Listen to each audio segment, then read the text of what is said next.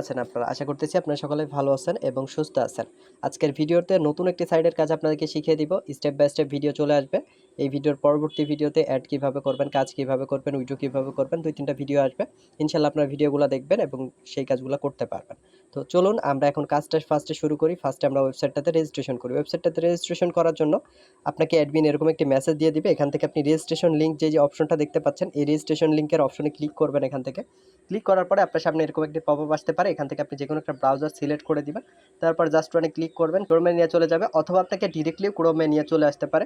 যখন আপনাকে ক্রোমে নিয়ে চলে আসবে তখন আপনি এখানে আসার পরে আপনি রেজিস্ট্রেশন করবেন। রেজিস্ট্রেশন করার জন্য এখানে আপনার মেইল অ্যাড্রেসটা উপরে দিয়ে দিবেন। দেওয়ার পরে নিচে আপনার অ্যাকাউন্টের পাসওয়ার্ড একটা দিয়ে দিবেন। তো আমি আমার অ্যাকাউন্টের পাসওয়ার্ড দিয়ে দিচ্ছি। আমি আমার অ্যাকাউন্টের পাসওয়ার্ড দিয়ে দিলাম।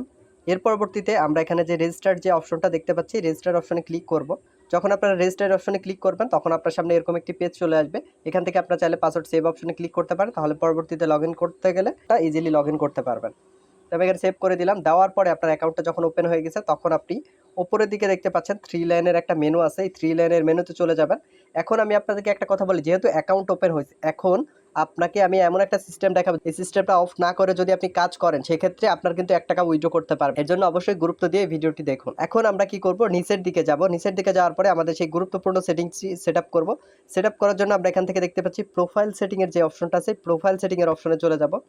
প্রোফাইল সেটিংয়ের অপশনে আসবো। আসার পরে এখান থেকে আপনারা নিচের দিকে যাবেন। নিচের দিকে যাওয়ার পরে এখান থেকে দেখুন একটা অপশন আছে। আমরা আরেকটু নিচের দিকে যাই। এখান থেকে আসার পরে আমরা এখান থেকে দেখতে পাচ্ছি এই যে একটা অপশন আছে। এখান থেকে আপনারা দেখে নেন, এই যে অপশনটা আছে এই অপশনটা আপনাদের অবশ্যই বন্ধ করতে হবে। এই অপশনটা এরকম চালু থাকবে। তো এই অপশনের উপরে যখন আপনি ক্লিক করবেন তখন এই অপশনটা এরকম বন্ধ হয়ে যাবে। যখন বন্ধ হয়ে যাবে তখন আপনি নিচের দিকে দেখুন যে সেভ চেঞ্জের অপশন দেখতে পাচ্ছেন, এই সেভ চেঞ্জের অপশনে ক্লিক করবেন। অবশ্যই এই কাজটা করতে হবে। যদি আপনি এটা না করেন সেক্ষেত্রে কিন্তু আপনি উইথড্র করতে পারবেন না। সেভ চেঞ্জে ক্লিক করার